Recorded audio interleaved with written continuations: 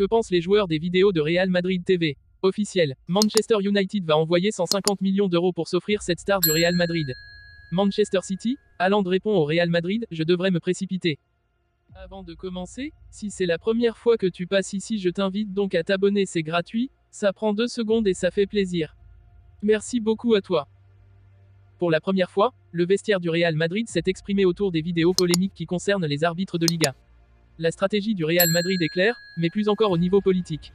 Comme l'explique Marca ce mardi, que l'on aime ou pas, le chemin pris par le club est clair et direct, à savoir faire face à la Liga et la Fédération espagnole, ou encore l'UEFA, mais il s'agit là d'un autre sujet.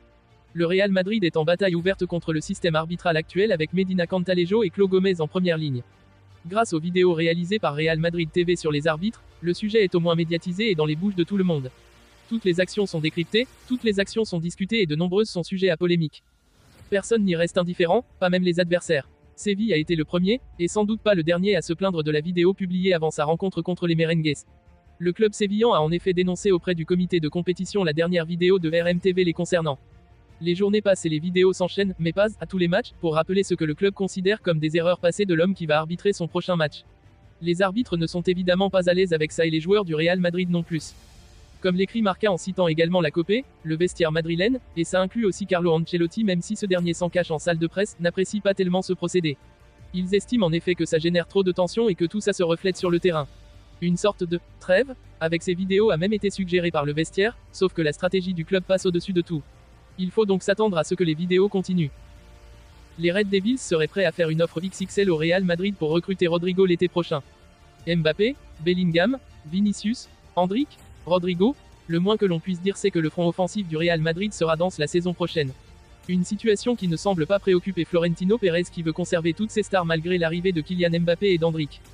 Mais selon les informations de la Defensa centrale, Manchester United voudrait profiter de cet embouteillage en attaque pour signer une star madrilène. Les Red Devils seraient prêts à envoyer, une fois que Kylian Mbappé aura signé à Madrid, une offre à hauteur de 150 millions au Real Madrid pour signer Rodrigo. Manchester devra se montrer convaincant avec l'international brésilien qui semble épanoui à Madrid. Erling Haaland serait toujours le plan B du Real Madrid, pour renforcer son attaque l'été prochain. La presse espagnole croit savoir que la formation merengue ne laisse pas le joueur indifférent, mais Kylian Mbappé paraît être la grande priorité du Real Madrid pour renforcer son attaque, lors de l'été 2024. Le Français présente l'avantage d'arriver au terme de son contrat avec le PSG, ce qui laisse augurer une arrivée à moindre coût. Sachant que la formation parisienne pourrait finalement obtenir le montant de la prime à la signature obtenue par le joueur. Mais Florentino Pérez aurait toujours un plan B menant à Erling Haaland, qui est sous contrat avec Manchester City. Je suis vraiment très bien à Manchester. L'international norvégien a réalisé une première saison exceptionnelle avec les Citizens, inscrivant 52 buts et donnant 9 passes décisives en 53 matchs, toutes compétitions confondues. Ce qui ne gâche pas l'intérêt de ses courtisans. Mais le joueur possède un contrat qui porte jusqu'en juin 2027, et qui serait assorti d'une clause libératoire de 200 millions d'euros.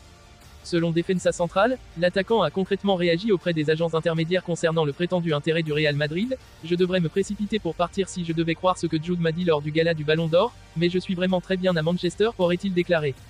Le média rappelle que le joueur a tout gagné avec Manchester City, la saison passée, mais aussi qu'il éprouve un fort attachement pour la formation merengue.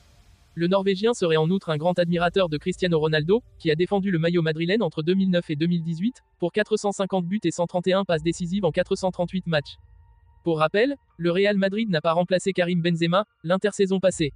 Il est probable que la formation de Florentino Pérez frappera fort lors du prochain mercato estival.